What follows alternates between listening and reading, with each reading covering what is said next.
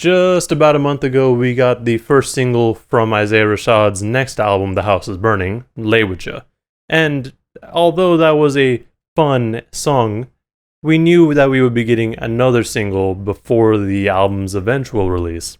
And another single we got, with headshots for the locals. You know we have to go bar for bar and break down these lyrics. If you are new here, these breakdowns are basically where I go through, read off the lyrics for a newish song, and give my interpretations of it. And, try to read into the lyrics, see what they're really trying to say.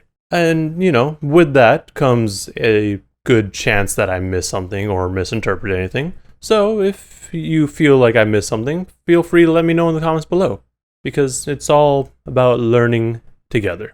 So we go right into it. There's a bit of an intro, not a whole lot's being said right there, but then we go right into the chorus.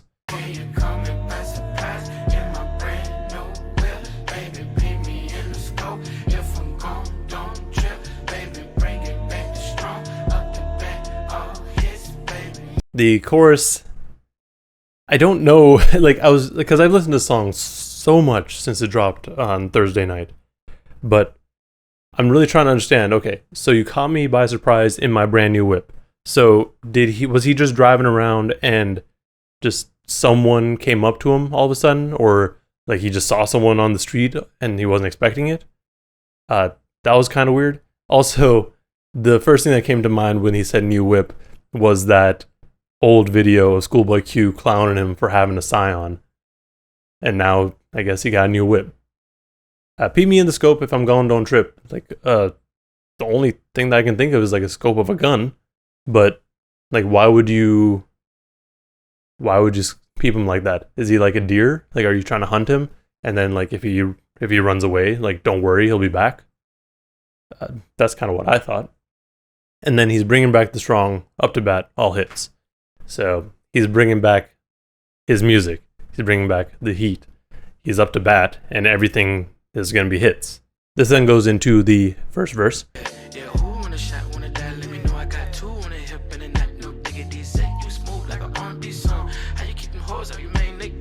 Who want a shot, who want to die? So a shot of liquor or a shot from a gun. This also kind of goes into maybe the idea that if you drink too much, you die. I mean, that's, eventually a possibility. But it's a bit of both. More of the shot of liquor and shot from a gun. But either way, he's like, let me know. I got 2 on the hip. And, I mean, I guess you could holster liquor, but in that case, it's more of a gun bar. Zayu smooth like an R&B song. I mean, I feel like everyone's kind of felt that way, but no one's actually said it. Or, well, except for him now. Isaiah Rashad is just smooth and just a vibe. Like R&B songs. I don't even know how I keep the women off me. They killing me. It's ridiculous. And the reason that they're saying that is because of the R&B song part.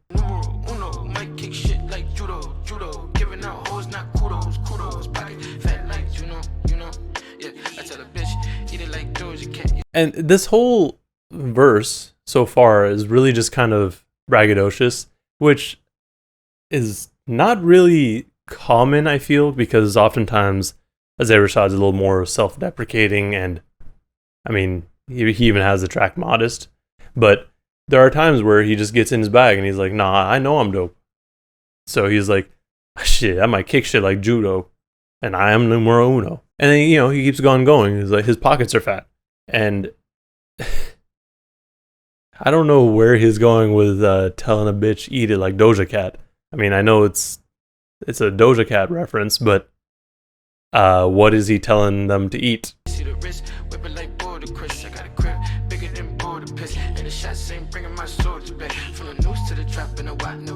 So Boulder Crest, I believe, is a kind of like a rehabilitation center for people with PTSD, primarily soldiers. So that goes right into the soldier's back line. The wrist whip it part, I mean, that's what I'm a little bit confused on. You see the wrist whip it like Boulder Crest. What is he trying to, I'm trying to pull those two together, and I'm not too sure where he's going. And he goes on, like, continuing the braggadociousness, like he's got a crib bigger than Budapest. And then, he brings back kind of the more negativity and Boulder Crest and Soldier lines with the last bit from the noose to the drop and the wop, no diggity. Again, going into PTSD and just trauma of war, like, that's a huge issue. So, I mean, unfortunately, that's kind of reality, and hopefully people who need the help are able to get it.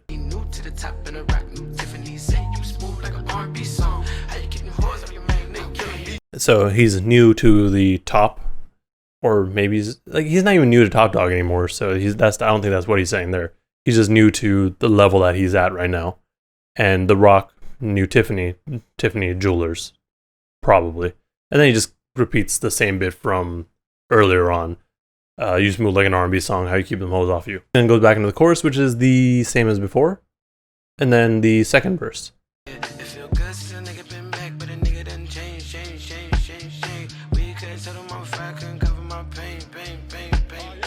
As he mentions here, it's been a while since he's been back. Like, it's good that he's back. It feels good to him that he's back. But he's changed. And, I mean, if you've been following him and if you've been, like, reading the interviews and stuff like that, you know that he's been through a lot. Like, he's, had some struggles. So, obviously, yes, he has changed. And he's kind of reflecting back on the things that he used to do. Like, weed couldn't settle his fire and it couldn't cover his pain, which is something that people often smoke weed for, like physical and emotional pain.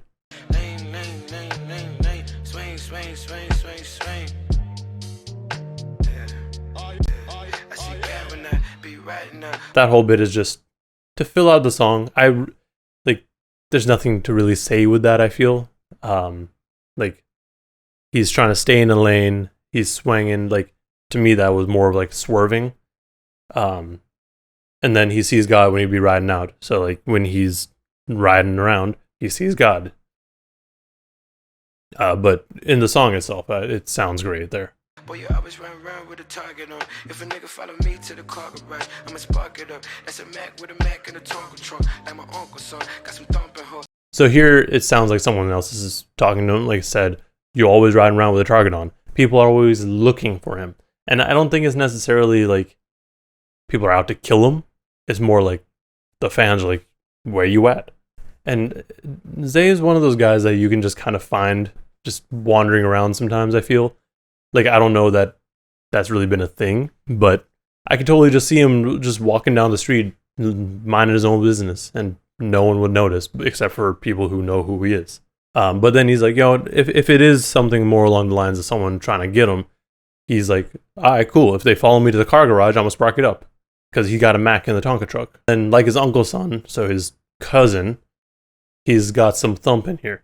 The thump could be two things. I mean, first, it could be in relation to the gun that he may need to use. Or, I mean, going into the next line, it could be about the system in the trunk. You got a sub in there. Like a trumpet, when it's crunking, when it's dumping, I'm gonna spark it up. So that makes it sound more like it's a sub. And then the dump in here line is reference to the Tonka truck. Like, he pulls back a little bit. And then here it sounds like the spark it up is more of a lighter rather than like firing off. So it went from one extreme to a completely different, like where he's ready to pop off if he has to, but then he just cools himself down right away. And then we get to the break and a chorus. The break and the chorus are basically the same.